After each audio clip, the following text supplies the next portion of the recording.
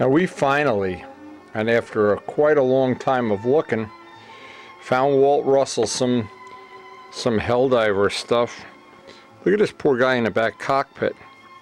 And I'll forward this, of course, to Walt Russell. Look at this poor guy in the back cockpit. He's got to be getting pretty chilly back there. And I'm looking, this whole piece of the plane kind of disappeared. Isn't that kind of wild looking? I guess that comes up. I don't know. Well, Walt's already... We've already gone over the plans with him, and kind of a Joe Adamusco tail hook. Anyway, Walt, we are looking forward to seeing how your project comes along as you move along with it.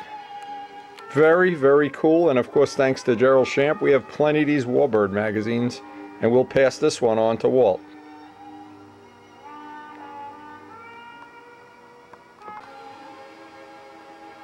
And Gerald has been so generous in sharing these magazines with us.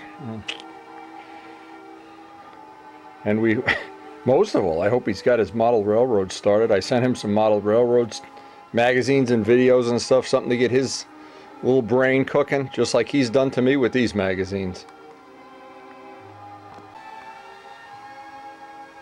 Anyway, and I guess that's part of what we all seem to enjoy the most, the sharing part of this. And we're hoping Joe Adamusco is going to be here today to do some sharing of the great adventure that we all seem to be on these parallel adventures.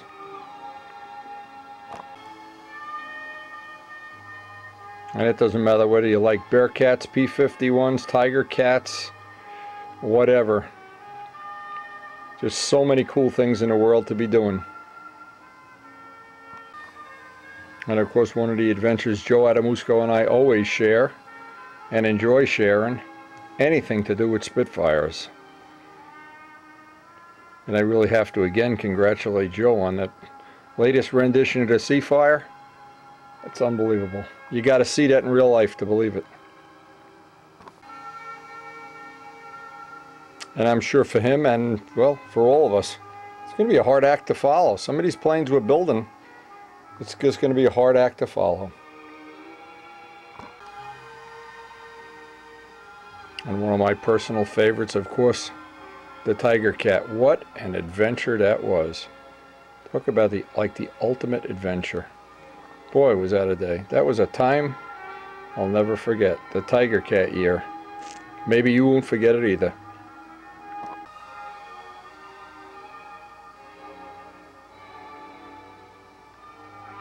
And of course, we're coming up on a time, won't be long, and we'll be headed out to Texas.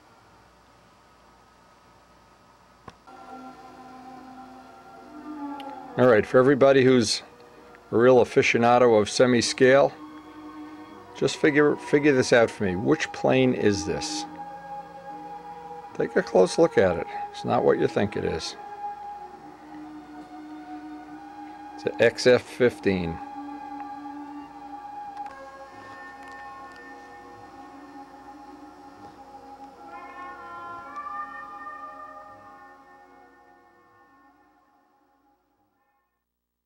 Is this going to, wow. Now let's You can adjust it to anything, huh? Yeah, to fly a car, literally. So Joe's impressed with the Ferrari handle. Absolutely. The only guy's got a nicer handle is Joe. I got one about this size, but not... I was going to put some of that clear coat on it, that Brookins... Well, what's on here right now? Dope. That's just Brodak dope. But I was thinking to protect it a little more from dragging it across the parking lot and stuff like that. Aren't you going to put your...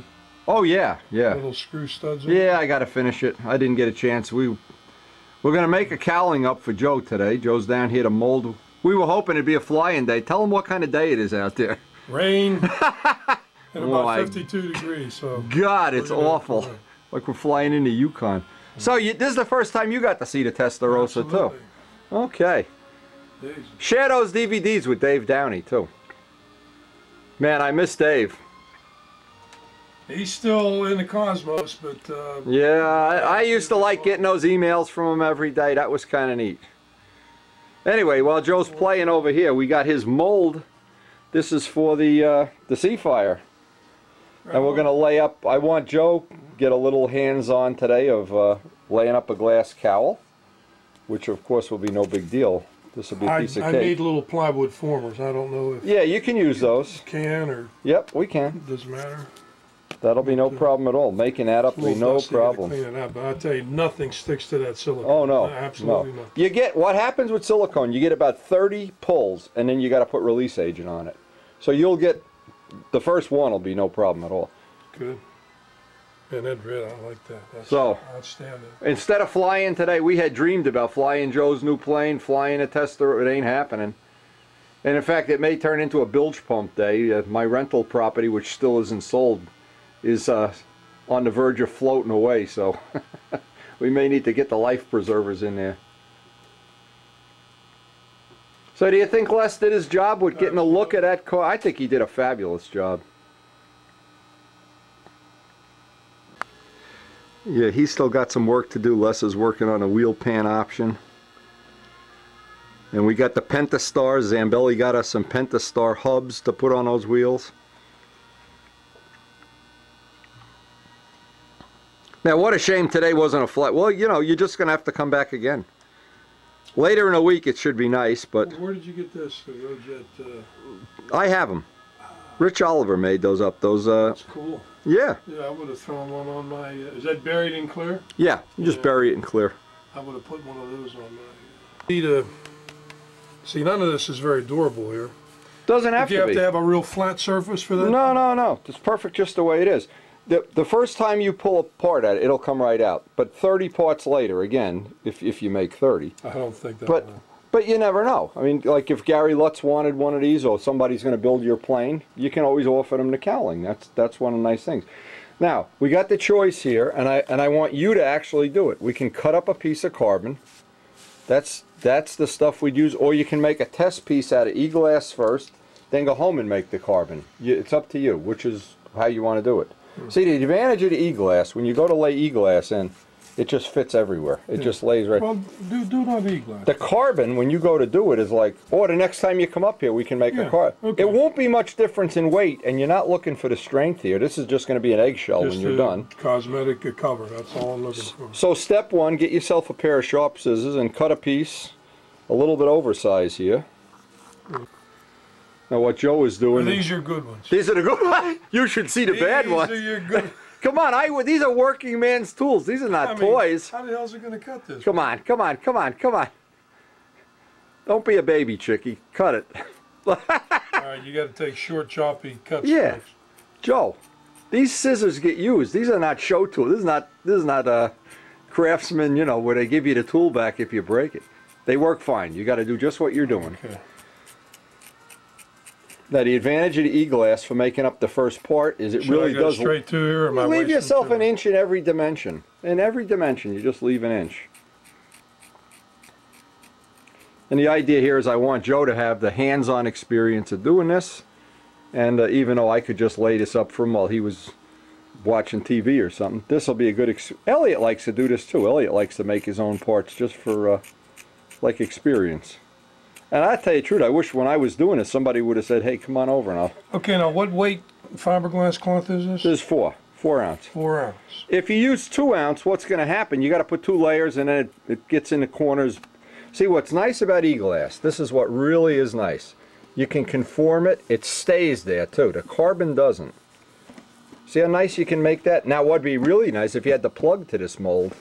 You could shove the plug right in here with some saran wrapper on it and make like a two-sided mold. But this will work fine. Okay, all this goes. Okay, all our material. Let me put that material away because that winds up getting in the glue. Goes in the box here. Yeah, just shove it in the box. We gonna need any other little pieces or anything? No, no, no. That's one-piece mold. Now the first thing you got to do is put rubber gloves on. Okay. Because I want you to do it. Okay. We got this is called Cabasil. You've used this before? I know what it is. It looks like if you don't have this, you can use talcum powder sometimes. We're going to make a little puddle of this right here, like mixing cement, because you need it in the corners when we mix the resin. So you just take a little bit out. This is going to be like mixing concrete. Like a little bit, you'd say would be like a tablespoon by volume? It will be more than enough. Now the way you mix this is the first thing is, if it drips off the brush, it's too thin. If it's the consistency of peanut butter, it's just the way it should be. You're looking for peanut butter. It actually is easy to do. You got your gloves on? I'm set. Rock and roll. Let's mix resin. Okay. The resin is that we're going to make the prototype part Right with. here? No, leave it right there. Oh, leave it there? Otherwise, when it drips all Okay. over. One pump of each. One pump of each? Okay, to start with. Make sure go nice and slow so you don't ingest a lot of air. One pump of each gives you the resin. Make sure you get it bottomed out.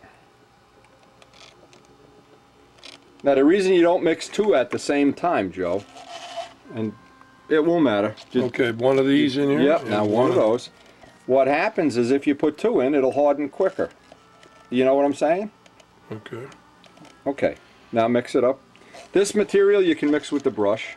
The little thing on the end is because they're like those brushes, those are like razor blades, and they cut through the gloves. okay, and then you wind up gotcha. like fly paper, man, by the time you finish a couple of molds. And what's the working time on this? Now you got 45 minutes with that amount. If you make double that amount, you have like 35 minutes. Triple the amount, 25. You know, Why is that?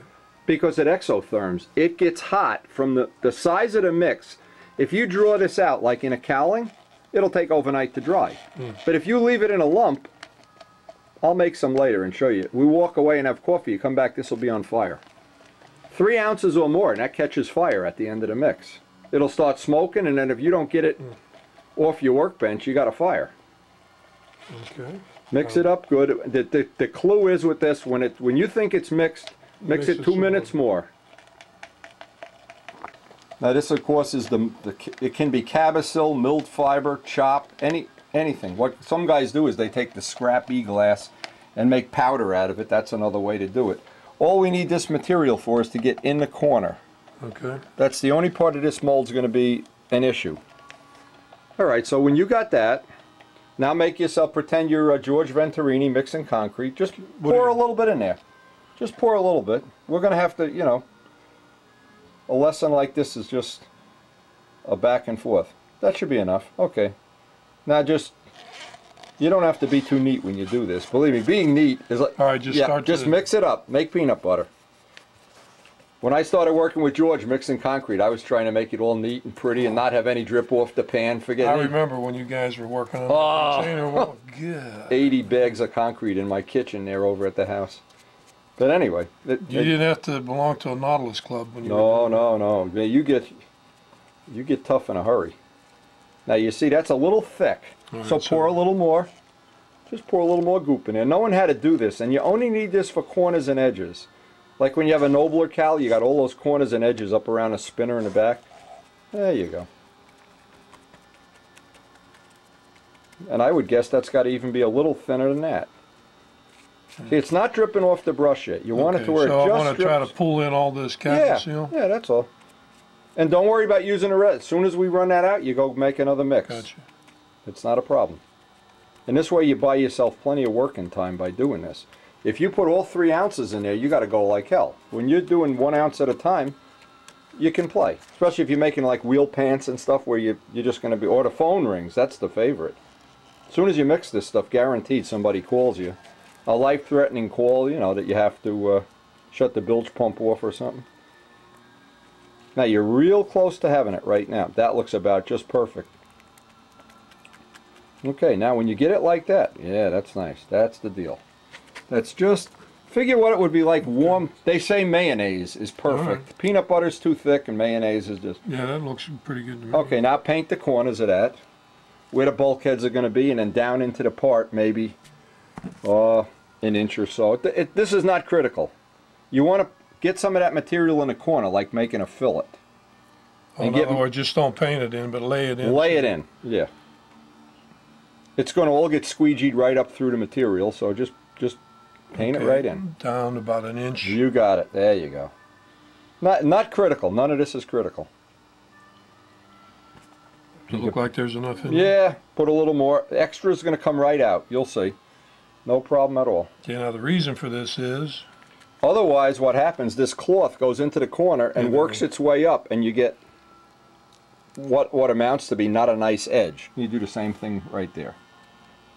This should give you, and of course you're always going to have little pinholes and little, unless you have a two-sided mold and you vacuum bag it, you're always going to have these little things, but you know how to address that with primer and stuff. Not a big deal. No, you got the idea.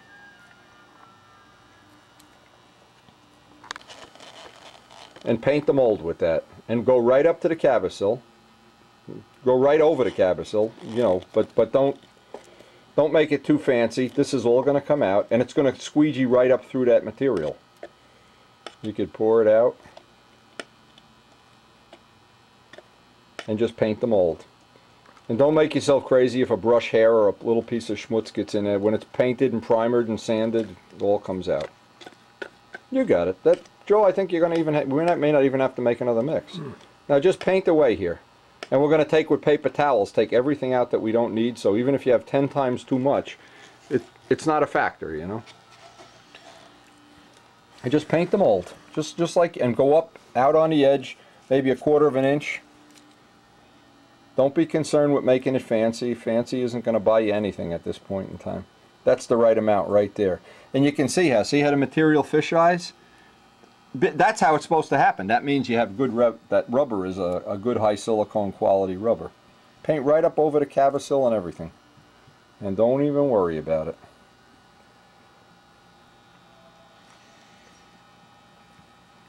And you got plenty of resin in there, but it's all going to get sponged out at the end. You don't have to worry. Go right up in the corners where the bulkheads are going to go. Okay, Yep, right up there. Just go right over the cabasill. Don't even worry. You're going to blend it right in. The thing when you're doing this is don't try to be too cute because it doesn't pay. Okay, now do you want me to come up on the edge? Come up over the edge. Most of the time when you get a bad part, it'll be because you have a dry spot right up along the edge or right up along the corner. And that's what can be an issue. You know, something that you don't want to have. Okay, so like there you go. A brush width. Exactly. There you go. As soon as you get that painted, you can take the material, just lay the material in and start squeegeeing it out. It's no more complicated than that. Somewhat centered and then just... Work from the middle out like a sun. Where that puddle is, start it. This is what, see now, if you were doing carbon, this would be more difficult. Lay it up in a corner, just keep, just keep pressing it. Just like a sunburst. What you don't want to do is tack the edges down and pull up the middle. Either way you got it now, it's fine. And you see how nice it conforms into the corners and everything? There you go. Just keep working it up into the corners. Nice thing about having gloves on, you can... Oh yeah, you do this. I use a lot of those gloves. Billy Hummel takes care of me with the gloves. Now you can see anywhere that it looks where it's not pink is where it's sticking up. So you just keep wetting your fingertip and pressing it. There you go. And you want to come up onto the cloth a good 1/4 of an inch so you don't get a dry spot. Gotcha. Okay. So this takes some... Yeah, now you got 5 minutes of work there. You got just babysit it and keep pushing that into place. That's all you got to do. I was just showing Joe, these are some of Dave's, the parts when we did Dave's cowling for his carbon plane. Until you put the 64th plywood edge, and Joe already knows how to do that, these are kind of flimsy, but once you put that edge on, it seems like it locks it right in. You getting it right up in the corner there? When you're comfortable, you could take these pieces, Joe, and just put these up in the corner. You got these edges fit? Okay, I'm looking at, I want to see all pink. Yeah, you want it all pink? And, now the only place it's not pink is where you're going to shove it down with your little bulkhead. I don't even use these bulkheads. I just use the glass, but it doesn't matter. Well, for starters, if I had those in there, I think I'd... just wet these out. The side that's going to face the mold, let them be wet. Okay, so that looks good? That's excellent. You got enough resin in it. I don't think we're going to have to mix any more resin. You're just going to make the part heavier. That's going to be fine. And when I'm all done, what I'm going to do is take toilet paper and just blot out any... Okay. See, if you have a puddle, you blot it out with toilet paper. See my nose ring? You can put those rings, paint them with some of the resin that's in there.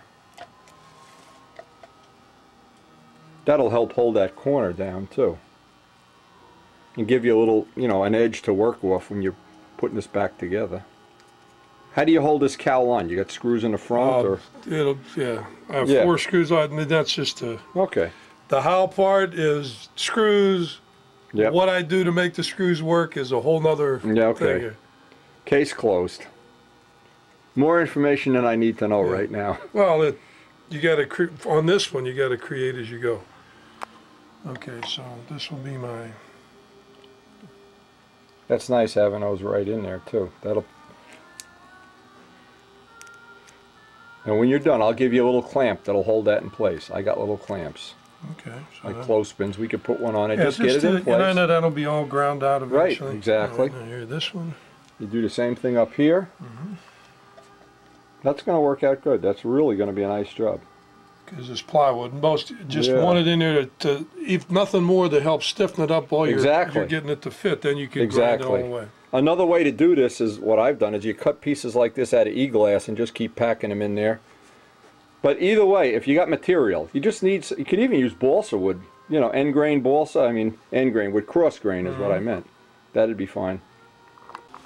You can use paper towels. Toilet paper's a little better. Just blot up any extra resin. Make sure you're not picking up the glass. Usually you're not. This just gets, you know, 1/8 of an ounce or something. The extra resin isn't doing you any favor.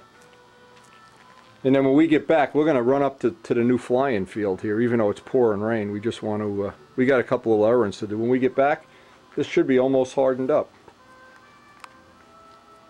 And again, you could make one a day. You let that sit in a mold overnight, tomorrow you got a cowling.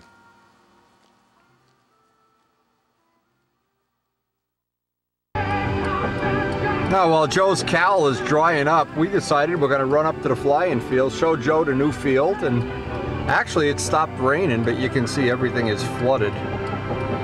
We're going to hopefully get a couple flights. Maybe, maybe not. Good thing to do while you're waiting for epoxy to dry. And sometimes you can get a couple of flights between the raindrops, which in our case, we'll take what we can get. We'll take whatever Yenta sends our way. Well, from the previous couple days' rain, you can see what condition the field is in. It's a little wet, but it still beats the hell out of watching epoxy dry.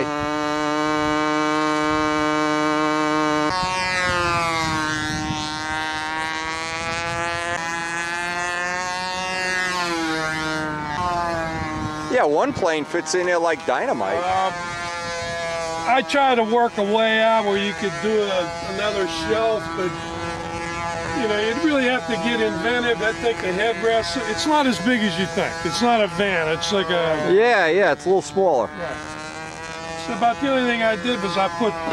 That's a good idea. That in, so when you hit the brakes, the... yeah, good idea.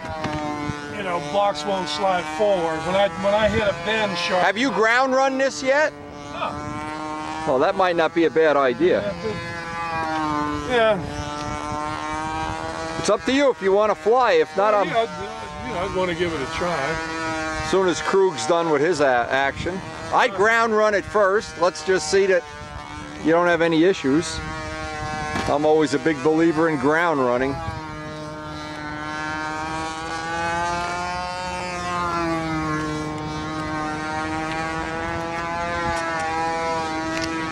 Boy, that does look sweet. I gotta tell you, that's a sweetheart.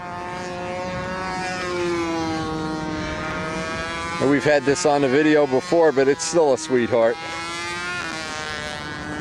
And this is the kind of plane you got to see in real life to appreciate it. It's full of little details, full of immaculate ink work,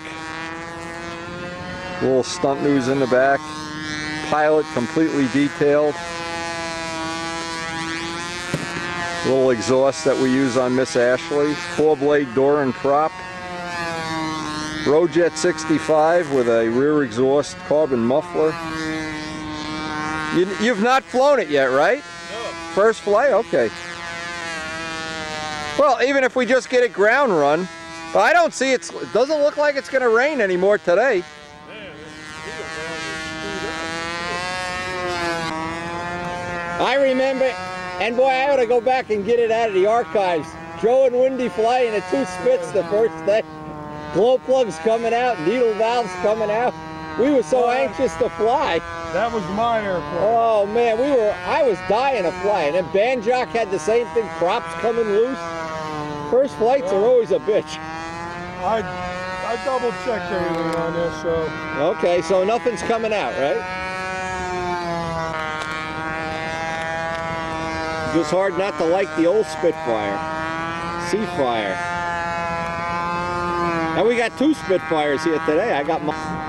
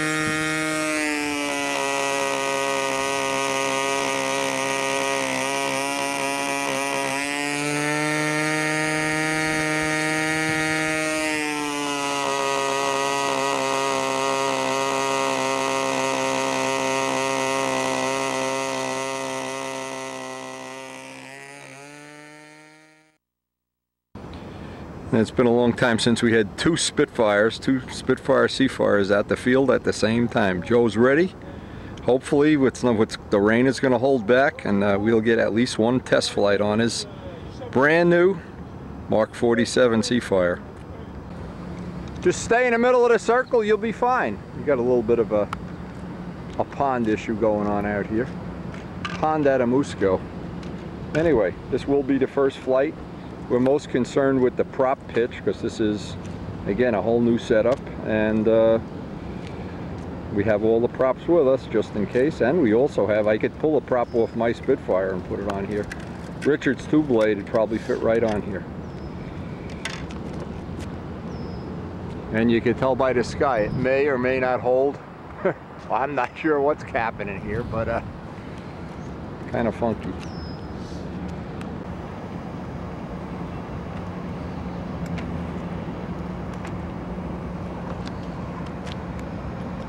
Something outrageous happens?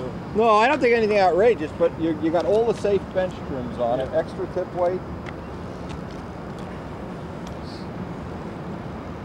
I'm most concerned with seeing if you got the prop pitch matched to that with this wing, you know, the amount of wing drag you're going to have. Because the Spitfires in Miss Ashley are totally different. It doesn't apply.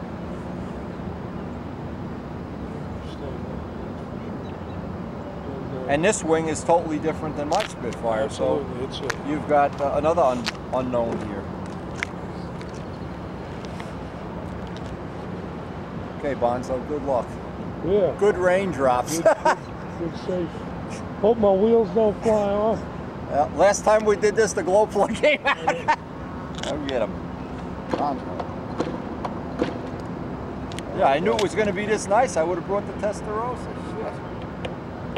Stealing all the good air. Okay, guys.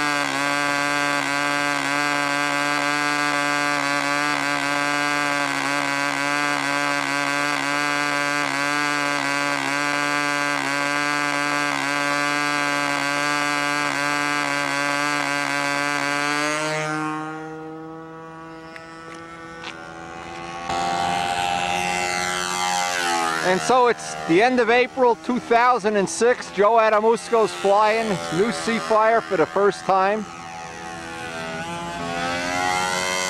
During a little impromptu bench trimming, we just realized the plane is nose heavy by some amount. The prop pitch looks pretty close. I'm not sure that's off by too much. The Rojet 65. Again, that little carbon muffler that I made, Joe.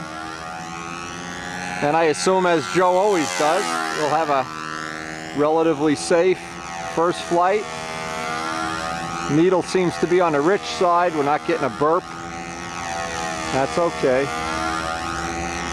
Actually, except for the fact that it looks like it's going to rain any minute. It sure is a cloudy, gloomy day, but it'd be nice to get some flights on this, just to know where we stand in terms of getting a bench trim. Now, we're going to be doing that bench trim video real soon. I got my whole script written for that. Now you can see there's no break in the motor here, so it's still on the rich side. And as I say that, the rain starts falling. And the rain has just started falling. So it looks like we might have just beat the system here. I'm not sure. Or maybe it's beaten us to death. I don't know. But I'm sure Joe will be happy knowing that the first flight certainly looks like it turns nice and clean.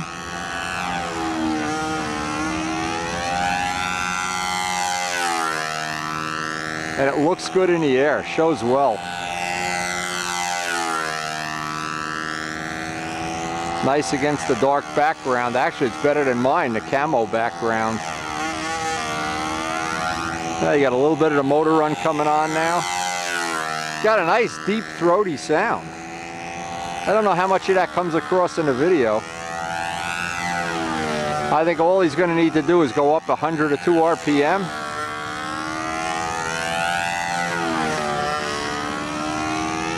Wish we had some of this the music from Butch Cassidy, Raindrops Keep Falling on My Head. And we're out here and the raindrops are falling. And this is the first of the new planes we've test flown this year. I hope we'll get many more, including Rich's, John DeTavio's new plane, Buddy Weeder's new plane. And they'll all be on lovely windy videos for your entertainment while you sit and have that pepperoni pie in the comfort of your house, and I'm out here freezing. Actually, it's pretty cold today too.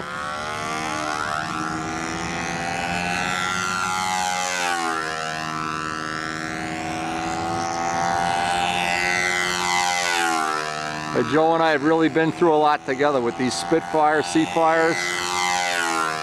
Look at the rain falling here. And I'm sure this is all part of the adventure. Well, years from now, this is part of what we'll remember.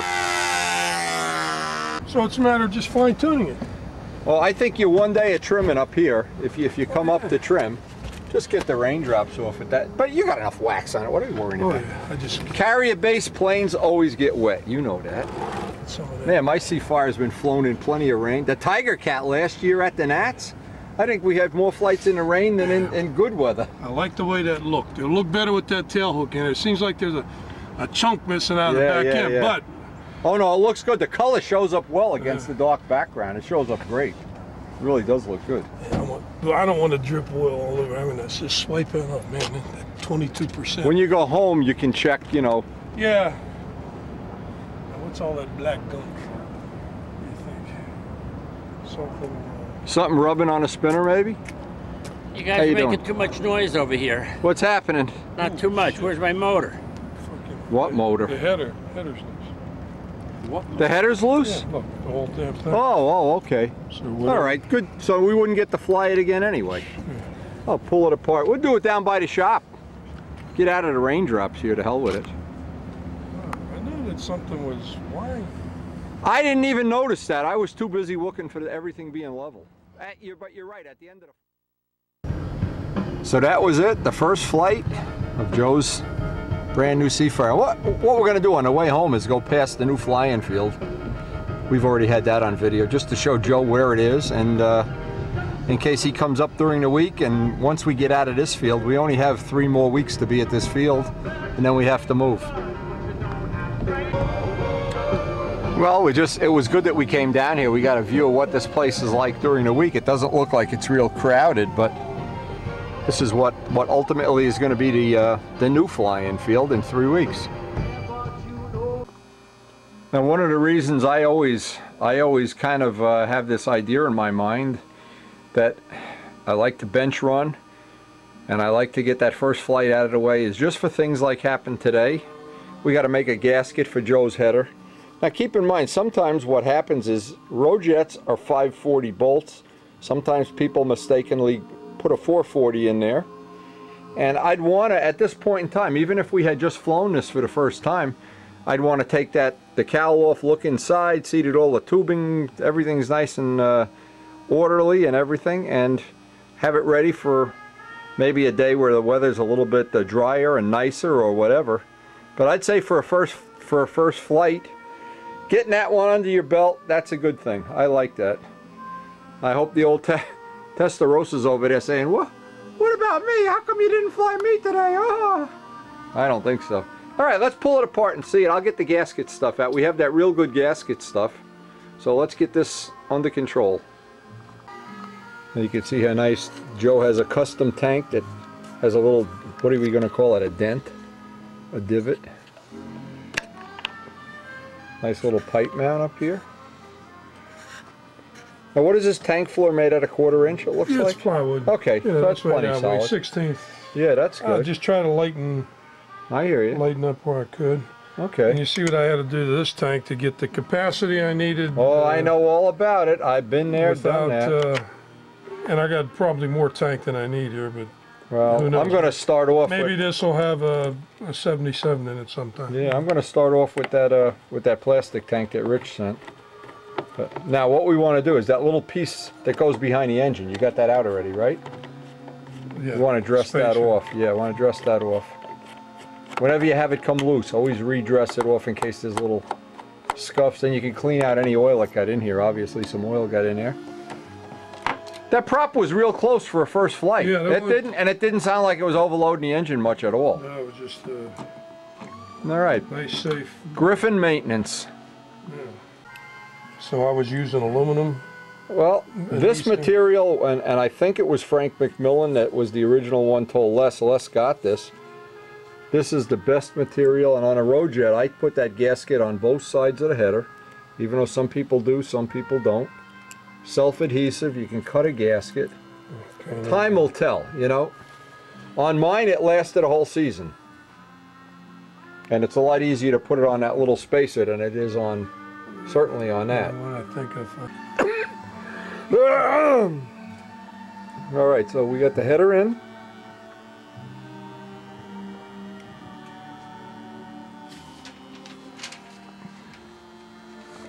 Now, making sure Joe has extra screws and extra gasket material just in case. But you can look how nice and neat he's got that tank fitting in there. That's some real nice workmanship in there. The one thing I'm not happy about there, it's all pouring out to you. So that meant that I built my tank pretty close. I think it's real close.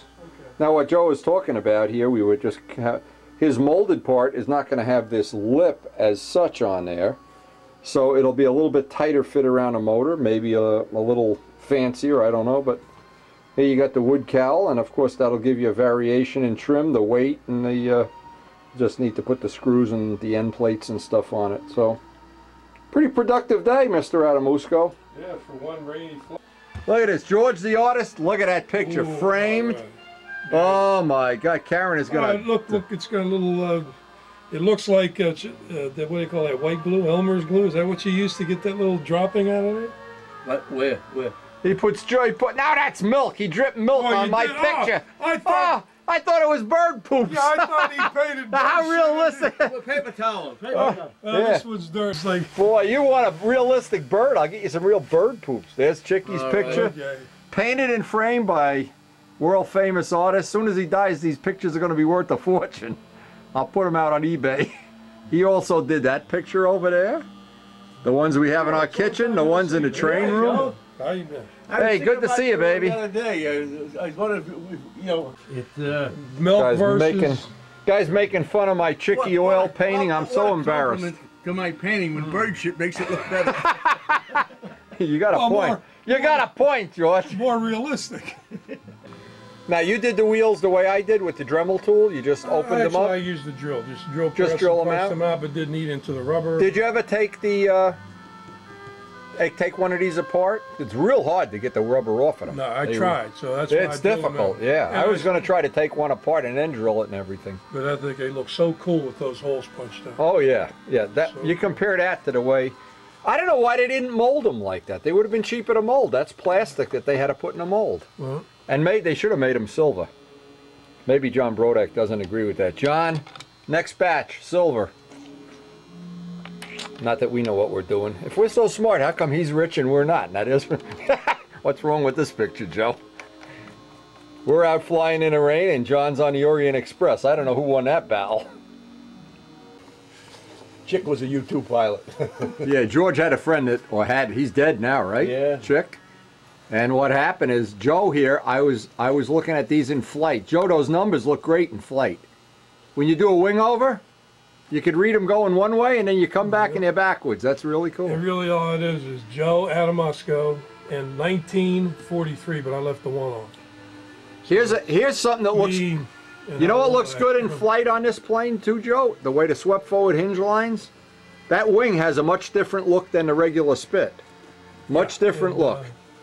I don't know if this wing, you know, you'll know as the season goes by. One flight really doesn't tell you anything. When it starts to get windy and blowy and this and that, you know, if that wing works, I would consider using that wing in another airplane, not necessarily a SeaFire, but that shape.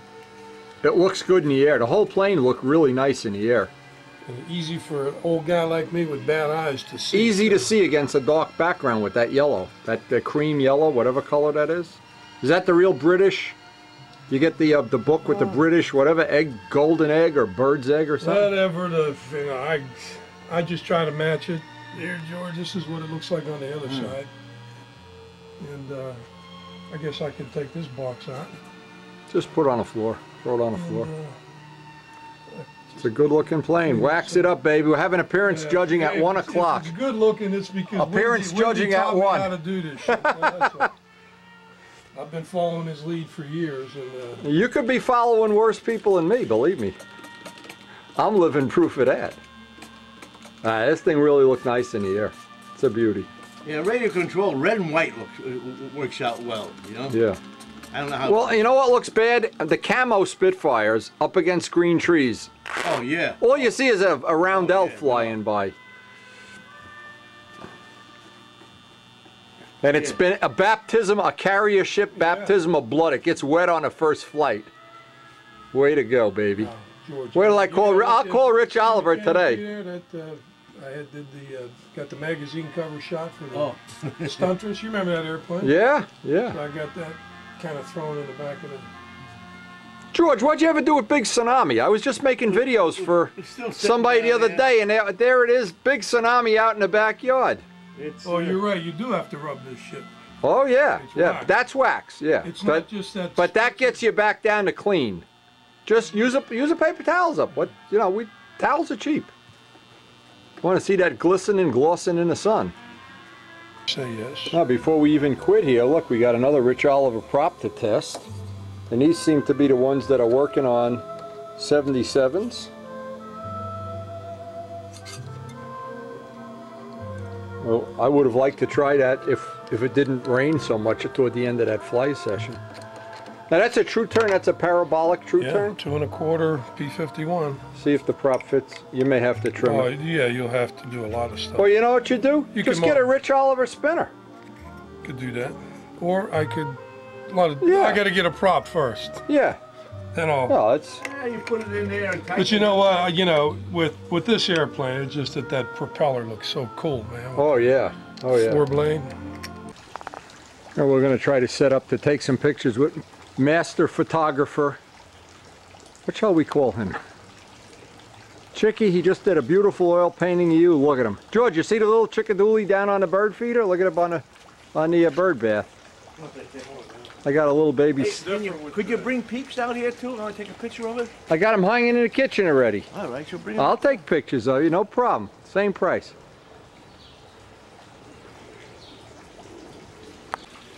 I get 30 pictures in my that digital camera I have.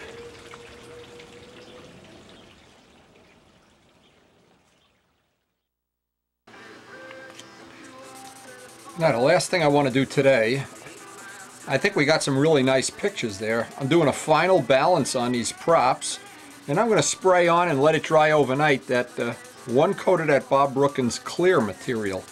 We'll see how that looks when this all works out. But again, every step of the way, I'm balancing these. Now what I'm going to try to do is make one little mix of this material in the airbrush and do the handle, the props, and the chocks, and see if we can get that out of one mix of material. And if we have any left over, I'll put some extra on the chocks. Now what I'm thinking, after working with this material for as long as I have, the most practical way to put this on and not get too much on is with an airbrush.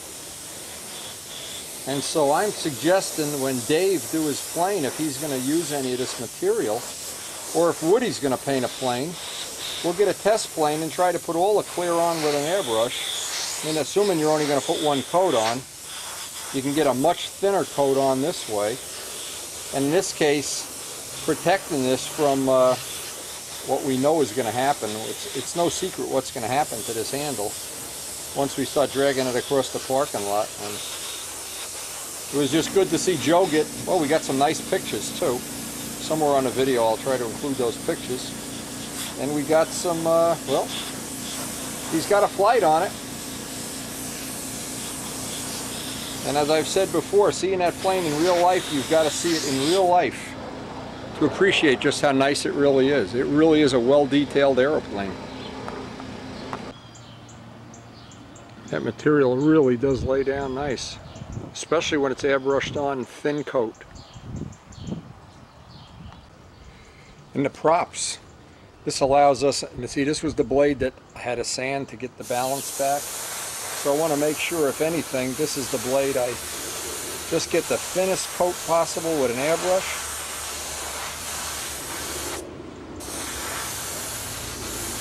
And we're going to see if this is a practical way to finish props. If it holds up better than the ones we've done with strictly with lacquer and dope. We've used acrylic lacquer in the past, we've used dope.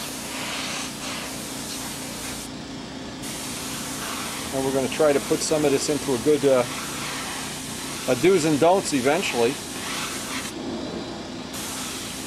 And I hope very soon we're going to be able to get that. You can see today by the experience Joe had how important it is to have your plane bench trimmed. You bench trim it, flies right off the bat, header falls off. That's the only thing. Many times if you didn't have it balanced, the lead out's in the wrong spot, you could have a million problems. So I think Joe really had the best of luck. It just couldn't get a lot better than that. And that's a nice light one airbrush coat finish. And by the way, our robin is sitting on her eggs. Look at this squirrel. Look at this guy. Look, I'm trying to, this idiot. Try to shoot video. I'm surrounded by robins and squirrels and. Well, the birds certainly are telling us that it's going to be a nice day. We've loaded up the car. Certainly a lot nicer than the last couple of days with all that rain. We have the new prop from Richard that he just sent up that's supposed to work well in the wind. And I guess we're going to get to put it to the test today. There's my friend the female cardinal coming to eat at our feeder.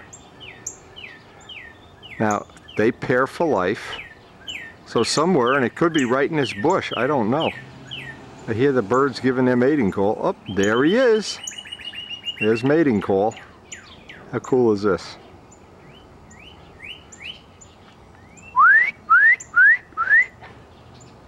They mate for life. Look at this. I throw seeds out there to them every day. This is right by the side of my driveway. And we're up. The other birds are out there too. There's cardinals like to feed off the ground. They don't like to feed at feeders, but they much prefer if I throw a handful of those black sunflower seeds right under there. Oh, I love these guys. What a way to start the day. And then of course take your cardinal flying. Look at him, he's checking me out. Hey, time to nest.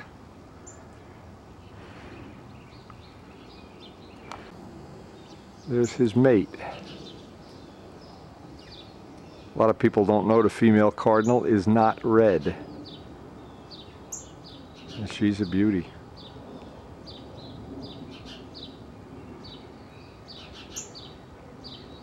He's checking out. I wonder if, see, a lot of times in the past they've made a nest in this tree right by Mike's house. We may be treated to having a nest of cardinals and orioles. Not orioles, we have robins. And the robins are right by the edge of our pool. And she's already sitting on her eggs.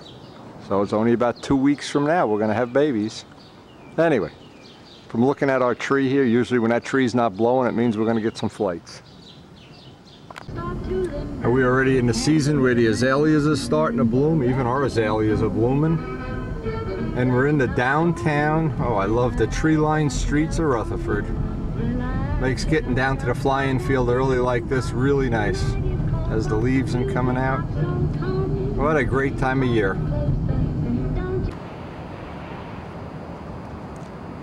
Not today, and the weather report today was for a very nice morning and breezy and rain tonight. So the objective here was to get out to the field early with Richard's 2-blade prop, which I have in the box. I have the original one. This is the one he said was going to work well in the wind, or he had wanted me to try, so we will obviously start the day off with a square one flight, see what we have, get the other camera going, see if we can record. Now today it's always difficult here because you really can't get an angle. We're shooting right into the sun. So when we do that, almost always the flights don't come out where they're of any value at all, except for maybe listening to the sound of the motor.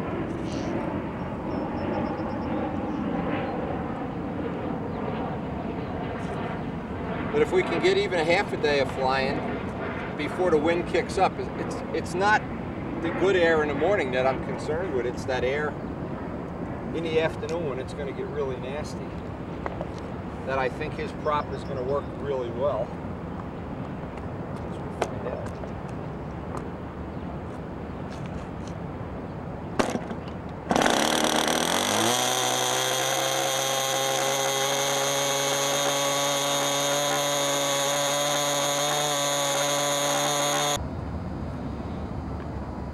Now in the hour that we've been here, the breeze is just starting to pick up, and I'm not sure where we're going to get the point where we're going to break this off, but it's definitely getting breezier and breezier every flight.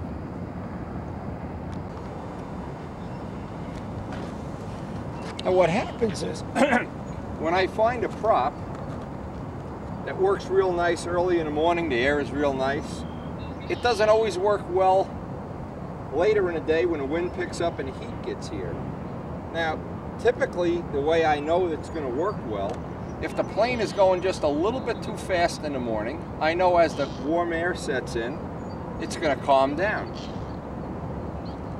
I know, for instance, on this prop, in good air, this first prop that Rich sent was just absolutely beautiful. Now, in the wind, it was just a hair, if anything, a hair weak. The second one seems a little stronger, and I don't know if he up-pitched it or down-pitched it or what he did. But again, we're going to have to look at the flights, and I hope we get something out of this test session and see if we're definitely in the range where I want it to be. And what I'd really like to have is when that flag is standing straight out, that it'll just do the overhead maneuvers, the top of the hourglass, and not do it any faster than necessary. And I think we're really sneaking up on that right now. We're getting real close.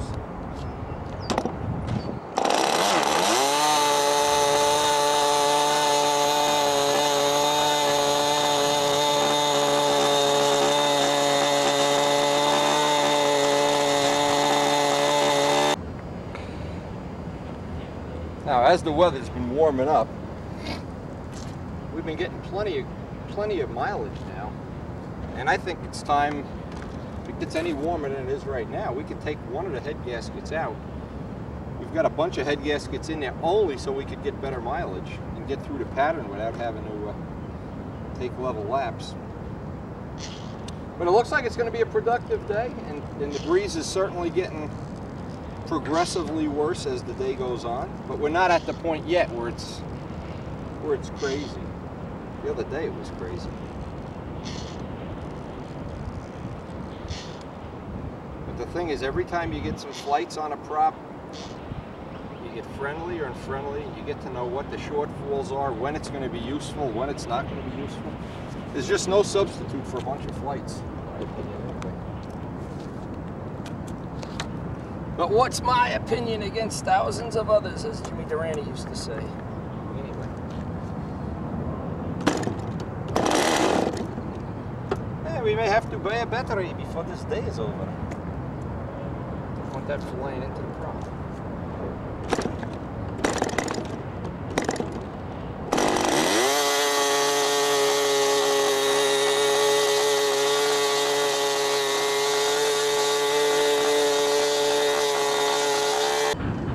This is the kind of stuff that happens here all the time. You got somebody giving driving lessons. Now check this out. They don't speak a word of English. So I tried to explain to them, they want to practice parking. They were going to go out in the middle of the circle and practice parking. And it took me 20 minutes to convince them to go out of my circle. My circle, notice the way I said that. Anyway. It just makes me crazy that you just can't communicate with these people. Now, the air has gotten bumpy enough that I've really been able to put the wind prop Richard sent to the test, and it really has shown a lot of promise. Again, these props don't have a big giant difference in the early morning good air when it's really nice out. It's when it gets nasty, when that flag is standing straight out, and that's what we're looking for. Now, the problem is after it gets any much more windier than that, what happens is they usually call a contest anyway. So we only need to go up to about, I'm gonna guess, when the flag is standing straight out, and it's not even out quite there yet. But we are getting flights, and we have, boy, this is the day Joe should have been up here. This would have been a great day for him to fly a new plane. He would have gotten 20 flights.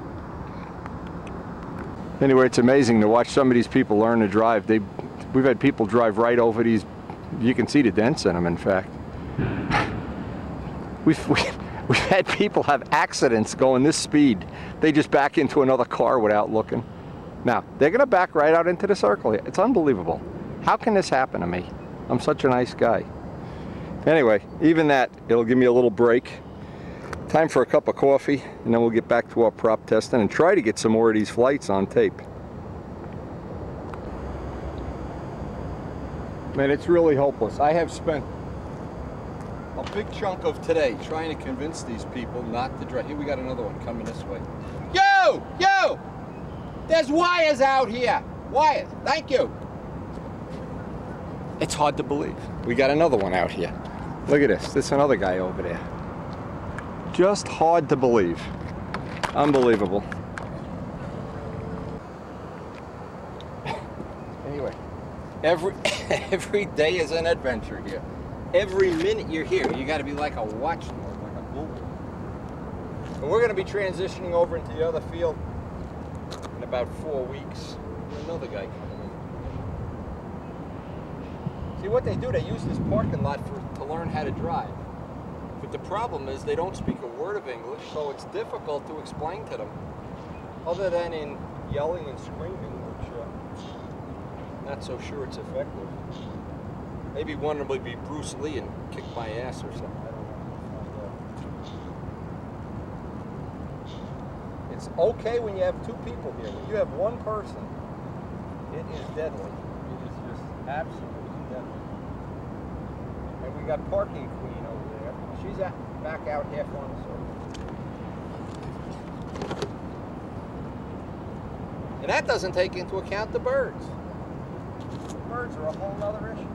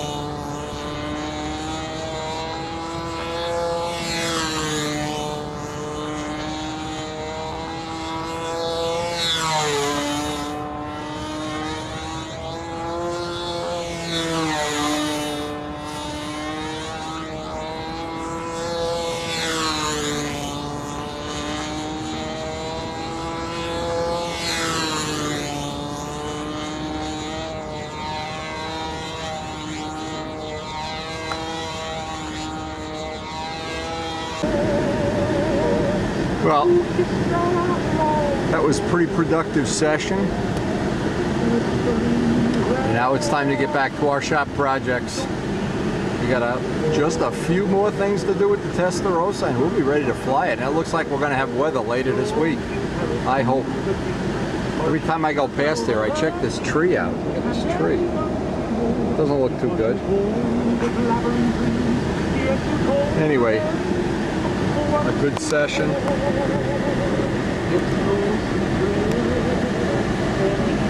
Anytime I leave on a good note. We learned a lot about Richard's props. They are working well in the wind. And we'll be spending a lot more time with them before we put them on the Testarossa and hopefully have them develop pretty well by the time we actually flip the prop and put the Testarossa in the air.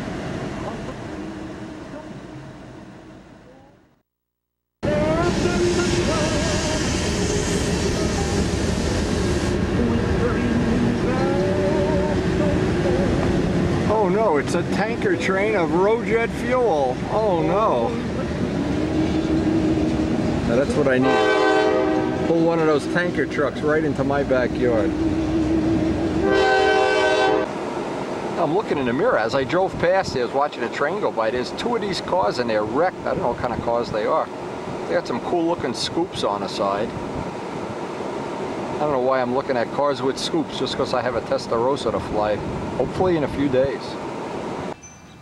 Yeah, when I got home, I have to place these chairs to keep people from walking through here, the kids that come in the neighborhood, because we have something that I'm always, anyway, let's see if I can focus in on it. Yep, she's right there, right in the middle of your screen. She's sitting on her nest. She's sitting on her nest. Look at that face. And now, what I did, and it's really kind of tricky here, because I know you can't see through this glass from the outside. So while I'm inside here, I can kind of get a nice close-up view of just like we did when the birds made their little nest right in our feeder. Oh, I love this stuff. Unbelievable. Unbelievable. I can't even find them anymore. One of nature's little miracles. Oh, every spring we have some action in this backyard. Makes coming home from a day of flying really, really entertaining. And sit out here, have my lunch, and get back down to shop. I love the white around her eyes. Look at that. It's pretty cool. Now, these are the props that we put the Bob Brookins finish on, and I'll be interested in seeing how these work next time we get a test session. Now what's interesting, I'm going to have to rebalance these, of course. One of the things that, and by the way, that leaves a really nice finish. One of the things I really wanted to have in my arsenal, if that's the right word, let me get this screwdriver out of here. Whoop, as he knocks the camera over. One of the things I wanted to have was Richard's props, and I have two of them now. And they're basically very similar to these props, but they're a lot heavier. So one of the advantages of these props, they're very similar in the way the engine runs and the drive. The difference being the weight. Now the weight can be on some planes like the Spitfire, where there's no nose weight at all. It's a problem having that extra weight, and it means you have to put some clay on a tail or something. But in fact, if you look back at the video that we shot in the last couple of days, you'll see there's a lump of clay right on the front of the stab. But what's going to happen is the difference in the weight of the props, I think, is going to mean we could take the clay off. And in this case, because it's a thin wing and a smaller than normal wing, that's going to be a factor. Now, is this going to be a factor on a Testarossa? I don't know. But having all these props, if you have all the choices, it's always better than having fewer choices. Choices always are better. Now the other thing that's important, whenever you paint a prop, get the tape off the middle of the hub. And what I want to do is take the etching tool, the little engraving tool, and roughen this up same way you would a carbon prop, especially with a bigger engine that's going to be bumping on startup.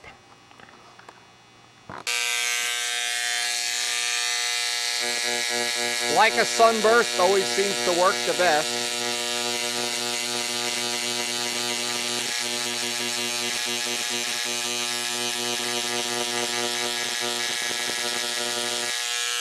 The other thing with the wood props, because we're tightening them with an automotive wrench, they tend to compress, and they need to be retightened from time to time, a little bit more often, say, than the carbon ones. But having that knurl on the back, always a big factor.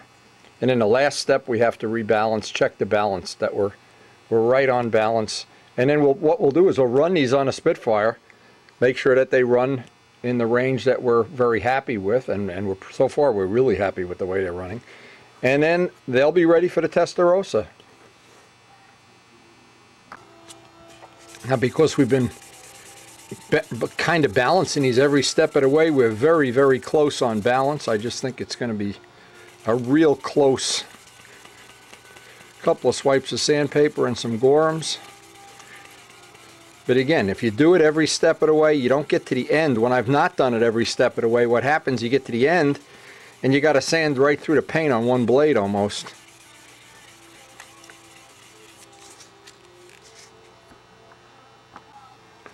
And by the way, Bob Brookins, the material, we embarrassingly enough still don't have the name of it. But anyway, that's not the point right now. But this will be a valid test on props, because out at that field where we're flying, plenty of stones get picked up, and we'll see if it's any more durable or any better or any worse. Now, I know it's heavier. The props, yeah, let me get the phone. The weight of the paint adds a few grams to the props.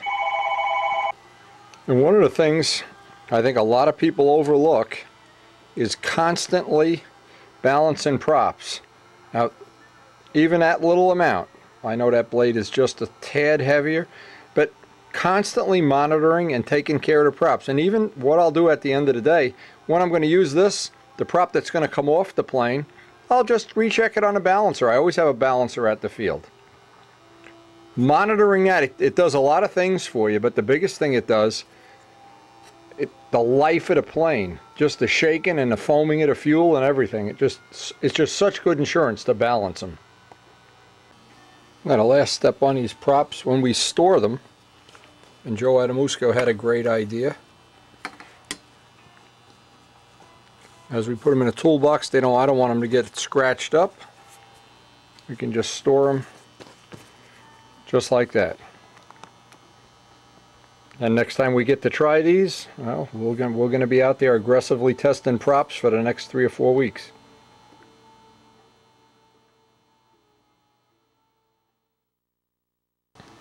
And the last little project today, boy, am I happy the way this handle came out. This is,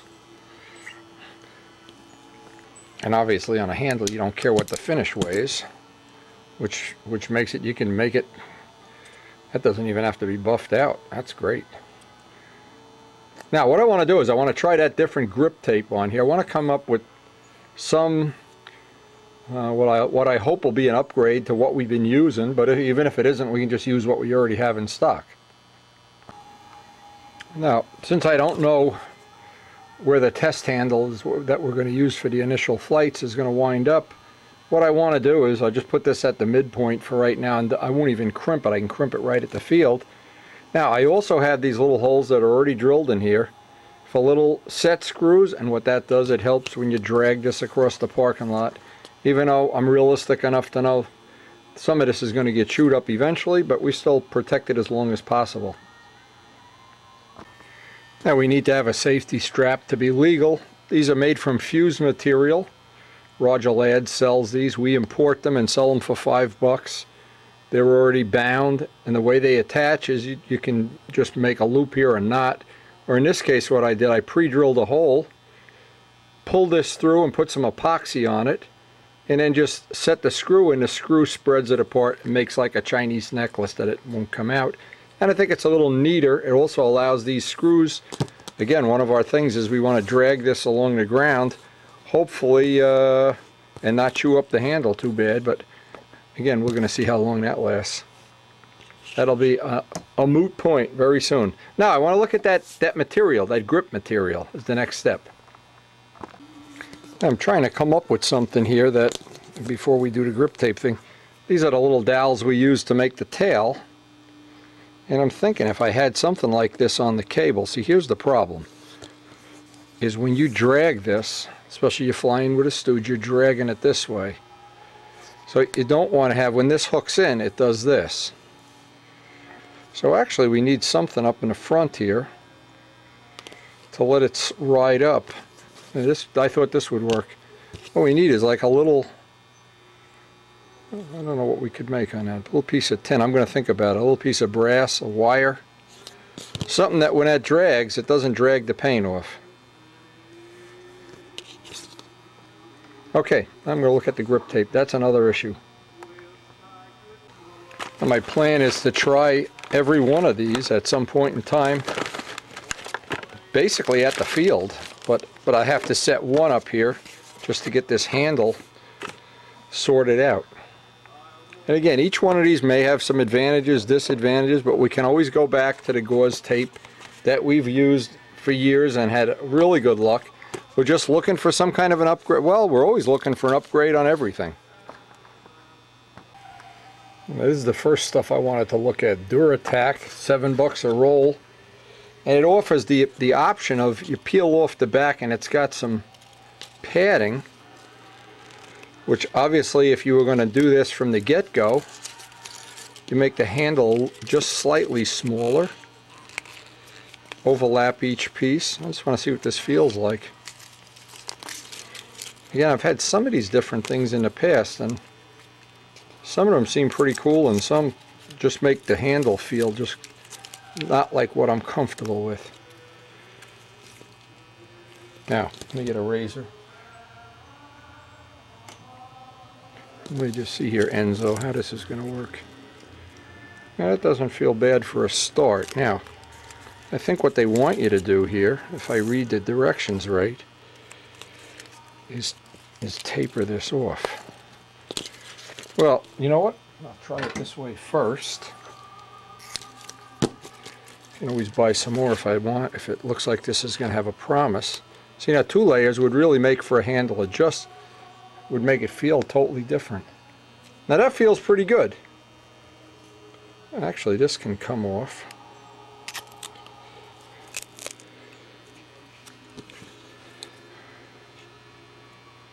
Let me just emulate what they have on the other side, as see if that works. Now the question is, how long is this going to hold up under the use? And it really does feel pretty good. So this will be the first material we test. We'll try all the other materials as time goes by on the handles. We're going to do the rest of it at the field, but this pretty much, except for figuring out how I'm going to keep this handle from getting all scuffed up. Again, I'm just wondering how that's going to work. Put something right here, I guess, maybe. I don't know. Well, more to come. That's the end of that action for today. We'll give some of that a try at the field, see how we like it. If not, we can change it right at the field. That's the advantage of having a lot of materials to test.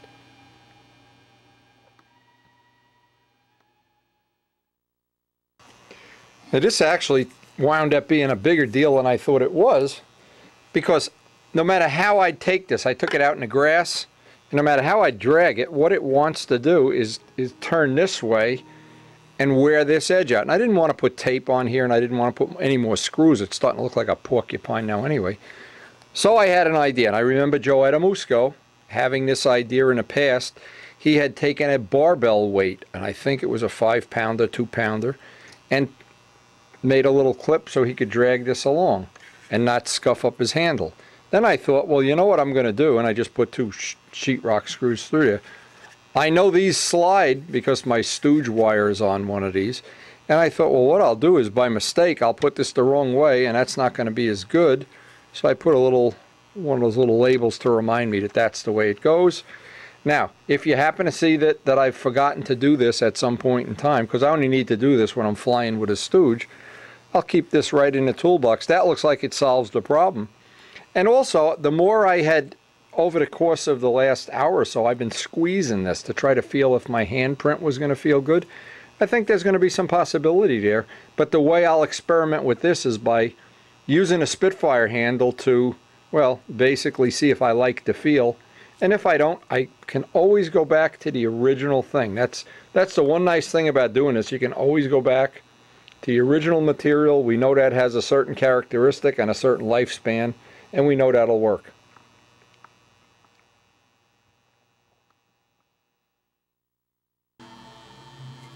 Now you're right, you might be recalling that somewhere earlier in the video when we were buffing out paint and things, I really was pretty emphatic about not waxing the plane until you're going to put fuel in it or run the motor for the first time. Reason for that is the butyrate dope does gas off and does harden up a lot quicker if you don't wax it. But it is time to put fuel in the plane. What I'm going to try to do is take it to the field tomorrow. If it's not a good day, just bench run it, maybe even bench run it more than once, check that everything's okay. The wax that I've used in the past for the first waxing is pure carnauba. Now you can always tell, if you can read the label, this is about $30 for a can of this. This wax is pure carnauba wax. When you buy other waxes, they're part carnauba. This is the best wax there is for waxing something that you really want to protect. Trouble is, if you go to wax something with this, it's a lot of work. This is the old-fashioned wax, you know, like wax on and wax off, and if you want big muscles, that's the way to get them. Carnauba wax your house or something. But anyway, I'm going to put a coat of this wax on, get everything loaded up tonight, because tomorrow it may or may not be, we never know around here, a flyable day. But even if it's not flyable, I can get to the field, get the bench running done. It won't matter what props on or anything. I just want to see that once I bench run it, take the bottom, the belly pan off, tighten up all the screws, make sure that none of the tubing is leaking. That old ground running bench trimming thing. But now it's time, and it is that time. That paint is probably a little more than a month old. Probably from this point on, it doesn't even matter. But if you were going to fly a plane 3 days after you got done buffing it, well, then wax it and just live with the fact it's going to take longer to go to its full hard state. And try to get, when you buy a wax, it doesn't matter what brand you use. In fact, I've got enough brands here to choke a horse. And you see there's all these paste waxes, and it'll always say contains carnauba, but it never tells you how much it is. This is pure carnauba wax, and this really does the job, and you really will have some muscles when you're done waxing the plane, that's for sure. Again, remember, this is basically brand new paint, and just let me get, you can tell I'm really using this. In fact, I'm gonna have to get another can of this. The last time I bought it, it was about 30 bucks. Well, the trick with this wax is wax on, wax off. And this is real wax. This is not that spray instant detailer or any of the things you just use to clean up the plane. This is the real deal, and it really does take some energy to get it on and get it off. Pure carnauba. And the more carnauba there is in a wax, one of the things you find out, they get expensive. And the less carnauba, that's when you get the real inexpensive waxes that, you know, they have their place in the world. But for us, this is kind of a, all the time when money we put into this finish, we don't want to compromise it at all. Now, typically you can let this dry, but just to make a point, and I will do that, I just want to see, because I'm anxious to see how this is going to look. And what I'll do is, I have time tonight, I'll put 2 or 3 coats on. Give it a little time to dry. By the way, another wax that has a lot of possibilities too for the same purpose is the wax we used as mold release wax. Now boy, you can feel carnauba wax. When you wax with carnauba, boy, you can see what you're paying your money for. Another trick, microfibers for doing a final cleanup. When you're all done with the cleanup, microfibers, you buy these in any auto parts store. No matter what you use them for, they really do a good job. Now, as I'm really leaning into these coats of wax, I just noticed another thing. my little chocks. They work great for holding a plane in position, and of course we're on a padded table. So just hopefully not going to ding this up until, well, hopefully we'll never ding it up ever. But it's going to take time. I want to get a thorough, and I mean thorough, wax on this. Because tomorrow, when I run the motor, you never know when there's going to be a raw fuel spill or somebody with grease on their hands or whatever.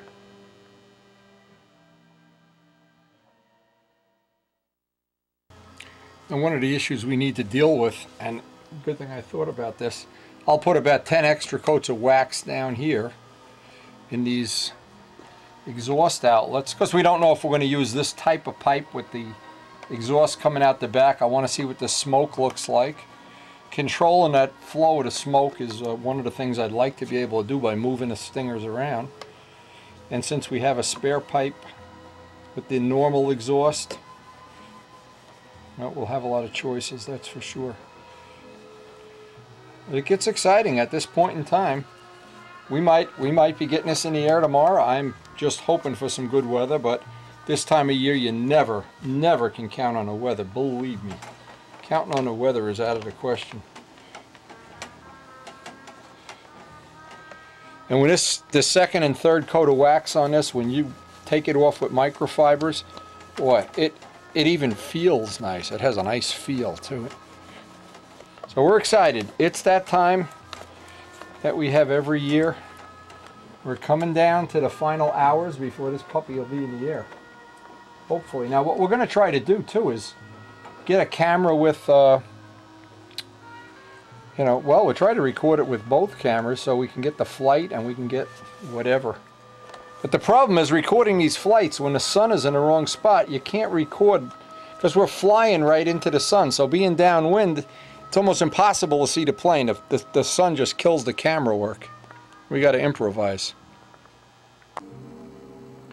Now in today's mail, we got some really nice pictures here. Now check this out. This won't be very obvious right in the beginning here. From one of our good friends who over the years has seen many windy DVDs, Rich Walbridge from sunny California, and he's got a long 4-page letter explaining his adventure with this plane. And I thought, well, this would certainly make an interesting story. It's a little too long to read on the video, but this is a plane he made, and I expect he'll either donate this story to, and I won't let the cat out of the bag, to either Stunt News or to Control Line World. Plane has a Brodak finish, and we have a lot. We have a lot in common here. He's telling me over the years all the planes that he's built. Anyway, it's quite a long, interesting story. I'm glad he sent the pictures here, and I just want to hit the highlights. Apparently, I'm assuming Ted is the one that helped him do some of this. It's got a Leonard Newman Magnum XL53.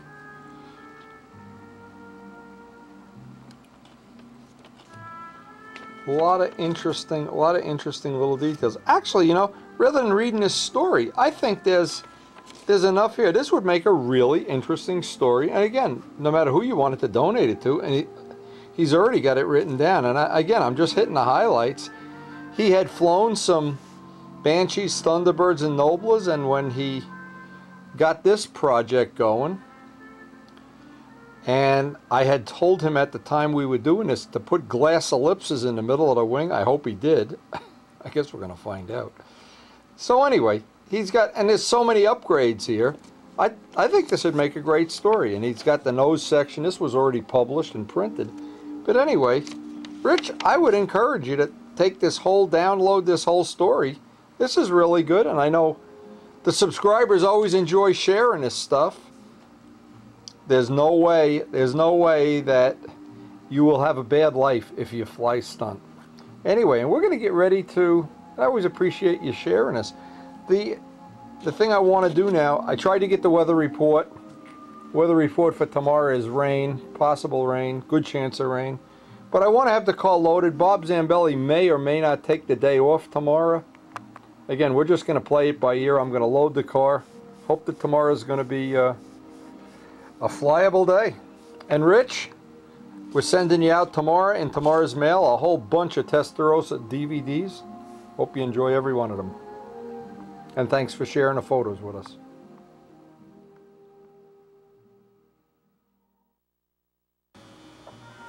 Now I tell you, I really spent a lot of time waxing this today.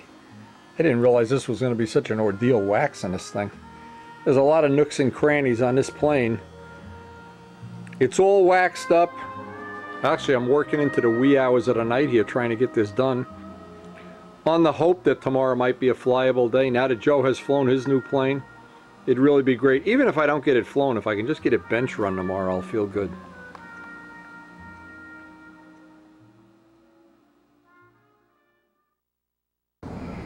More of the stuff you can't make up. Check this out. John and I get to the field early. We want to get some flights, of course. John runs his lines out. Right? Now look at where they're practicing driving. They're practicing 10 feet from his handle.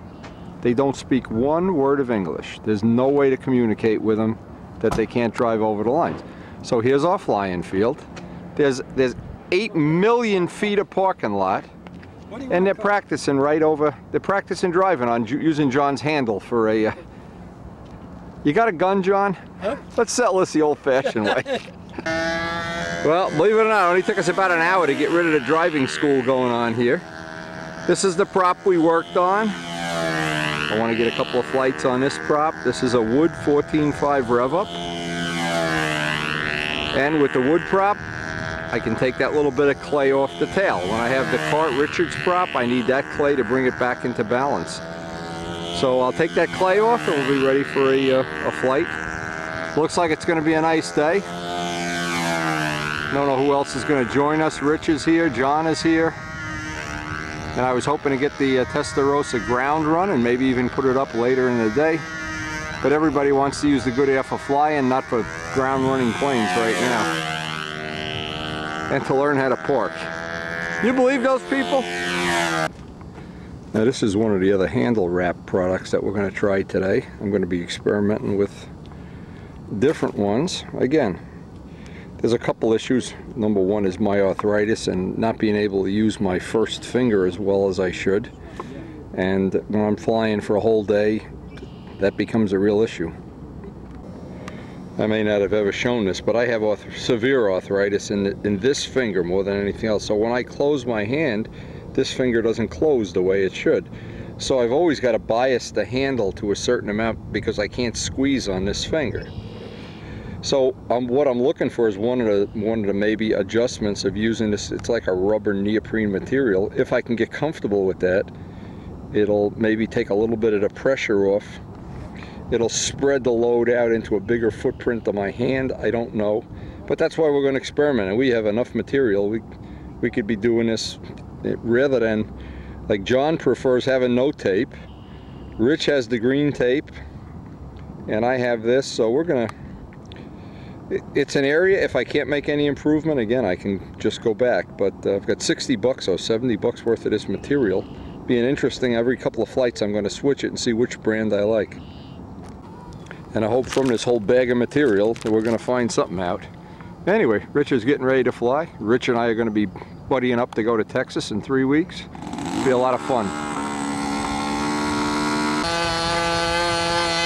Actually, it took longer this morning than I thought it would to get these. I have these adjustable pads around the fuselage so this can't slide around when we're hopefully never going to have an accident, but just in case we do. Anyway, at the end of the flying session, we'll see how the air holds up. But the biggest thing I want to do today is the grip tape. And I also want to get a couple of flights on all of these props that we painted up. And then at the end of the day, I'll put Rich's prop back on, back to my square one. Actually, it started out in the 40-degree range today, but little by little it's sneaking up. I think the jackets are going to come off soon.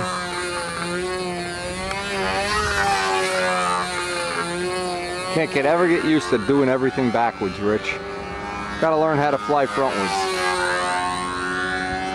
Good to see John after John had some health issues in the past month or so.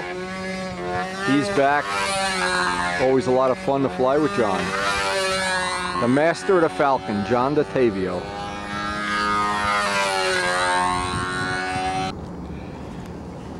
Yeah, I've got some flights on this now. This material seems, on the Spitfire handle, seemed real comfortable. It's kind of a sticky, I'm trying to describe the sticky feel, but when you get your hand in place, it seems to really stay right where you put it. So, some good possibilities. And as the day goes by, we'll get some other choices. And at the end of the day, I'll decide which one to leave on there. I've got plenty of it. And any of these Sports Authority stores have oodles of this stuff. Okay, so what are you criminals planning here? What's going on? Got a problem. What's the problem? Here, it's locking on the down. It's locking on the down. Yeah, What? It's got to be rubbing on look. something. Yeah, watch it. Get it, free it. Well, boy, it's a good thing to find it now. Look, watch. It's locked. Now, why is it? What is it hitting now? It's hitting on something. It's hitting on something. Let me look at it. Yeah, where you at? Go ahead. And what we did, Yeah. we went and cut the middle, Go ahead, do it again. put a hatch there because what's happening, Okay, yep. the push rod is you too can- close yeah, to you the can bell never- crank and it's rubbing on the lead out when it goes to full deflection. Now, What also happens is that lead out is going to wear out. Oh, you're going to and wear it's gonna that right break. out. Okay. This was a good find, finding this today instead of do it again. some future time when it goes in and you lose your motor and everything. Yep. You mean Okay, that real inexpensive road jet? Yeah. Oh, wait, that. Go ahead, do that again. Yeah, once you get it painted up, but you know, one thing like that in a plane, you know what it's like, buddy? If you have a 55-gallon drum of wine and 1 gallon of urine, you got 56 gallons of urine when you mix them. Think about it. You're wasting all my good air here playing push rods and lead outs. Oh, man. Look at these guys. No wonder. Chaos in Palisade Park. You want to run that engine? Yeah. I'll put it in my plane and run it for you. Oh, no. I don't want to do that. It's turned out to be such a nice day. Rich is going to get his good plane. Well, the better of the two. It was a good. It was until he drove over it with his car looking for sympathy votes. Ran over it with the truck. Trying to get Bill Rutherford to take up a collection for him. Yeah, exactly. All right, so you're going to come back with the test stand? And we'll break Buddy Weeder's motor in. Hey, this is a good day. Yeah. What a day, huh? Zambelli was going to play hooky and bring you thinner up, but I don't know. His boss, when I talked to him, his boss didn't sound that big on giving him a day off. We'll see if he gets here. These guys are working for it. Now, right up to this point, Buddy Weeder, one of the legends of my youth, still one of the poster boys in the JD Falcon when we were all 16. Never flown anything bigger than a, I think it's 40 Cavalier was the biggest thing they flew last year.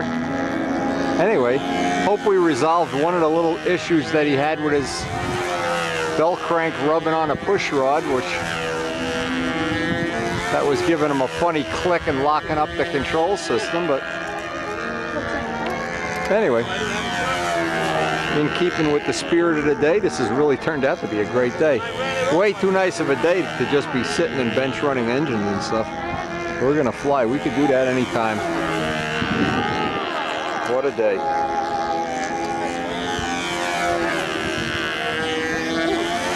And boy, if you were a kid back in the 60s, John DeTavio was the king of JD Falcons. Everybody I know, from Billy Simons to, I don't know, anybody, Lou Walgast, every one of them had a JD Falcon. Tommy Niebuhr. Now we're all old. And this still has the look of a JD Falcon. Now Buddy's going to be surprised. We're going to break his engine in. Rich went to get the test stand. I think Buddy's going to be real friendly and easy to dial into a 70 ship, a Rojet 77 ship. Doesn't look like he's having any problem with his first flight on John's plane. And I've offered him many times to fly the Spitfire, and he's always not wanted to for his own reason. And the reason is because he has a Kit Cobra. And he knows if he crashes it, I'll own his Kit Cobra. I don't know. Maybe not. Own his Testarossa. Anyway, it looks like a nice day here. Boy, look at the blue skies. We're just not used to having weather this nice. Breezy, and who cares compared to what we've had in the past. Still beautiful.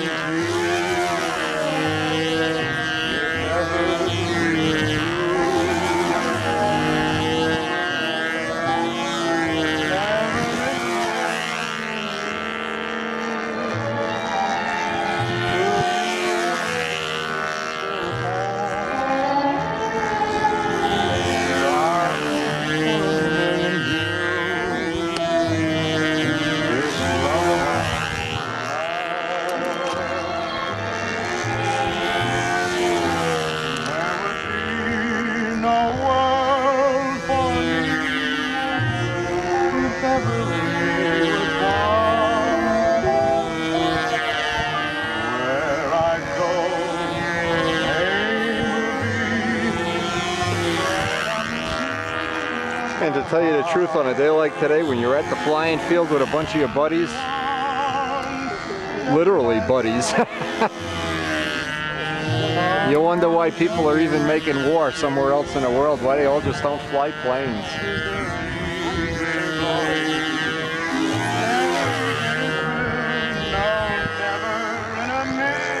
All right, it looks like Rich is back. He's got the new Stuka, the one he drove over. Now it's officially named the Drive-In Stuka, or shall we say the Drive-Over Stuka. Boy, they give you a hard time here. It's unbelievable.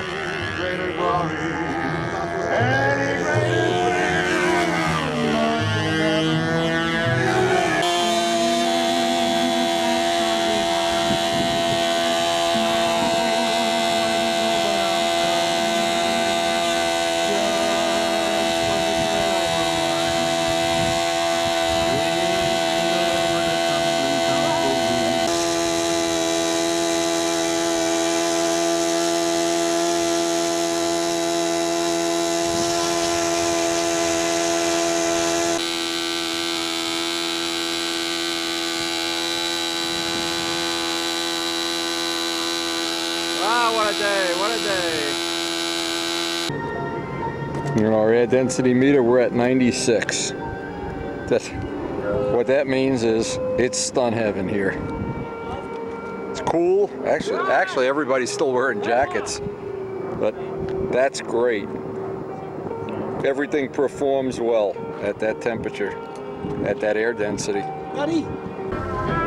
Now, it'll be hard to have a better day than this. But there is one thing that could make it better, and that's group pizza.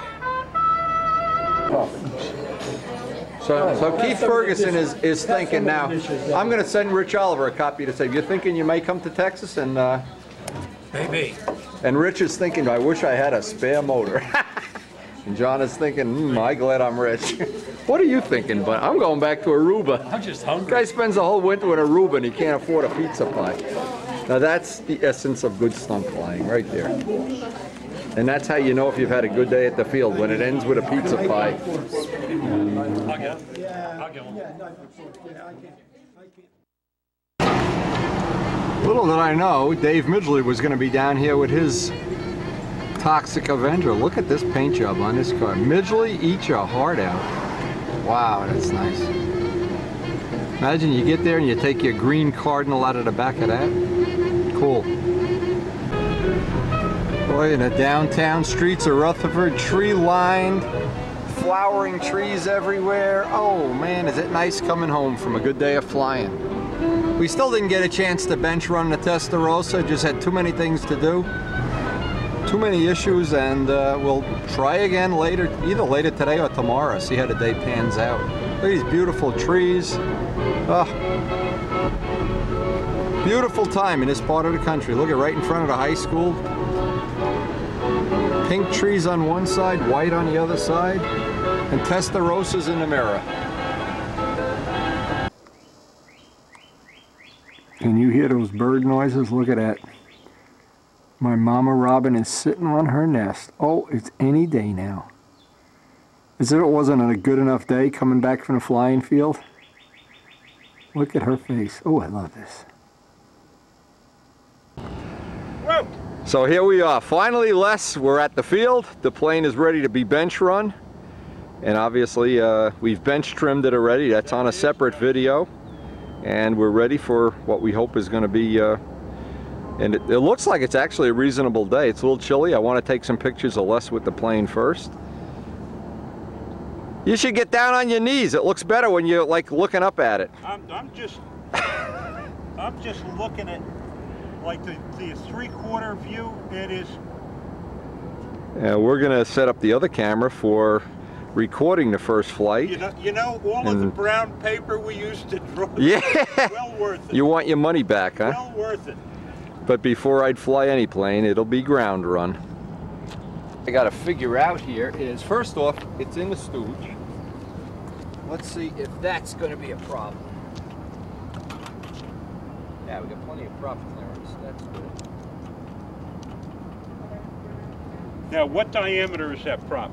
It's a little 14. All right. Just the ground runner. What do you figure you got for prop clearance? 3/4 of an inch.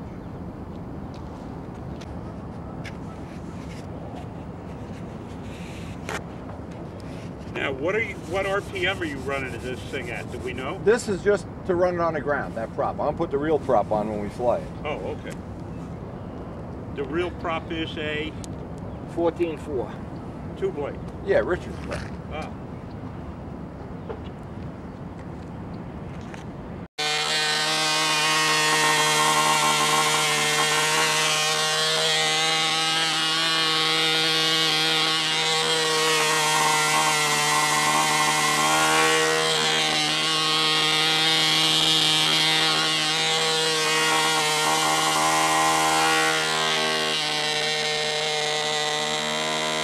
Over to Venturi.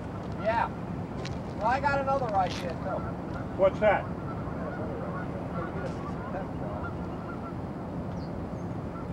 I'll show you. I had this idea the other night. Wait a minute. You got more up.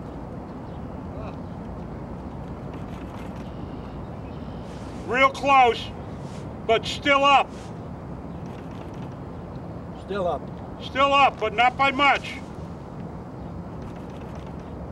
Still up. Getting closer, a little bit more.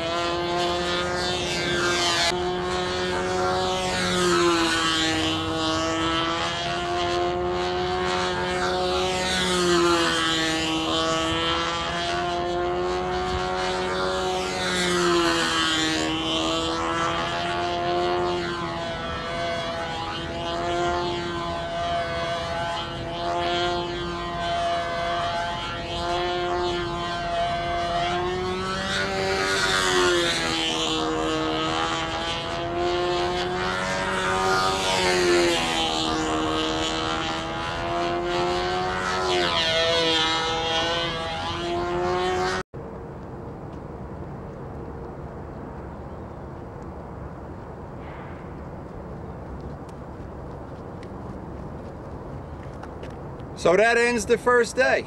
We need a little tiny flap tweak. It's a little high. I'm recording this for my information. 1/4 ounce more tip weight, a little bit of a flap tweak, and I'd like to try the carbon fiber tank within the next week or so. And Richard's props. For the air today, we didn't need any wind-up props.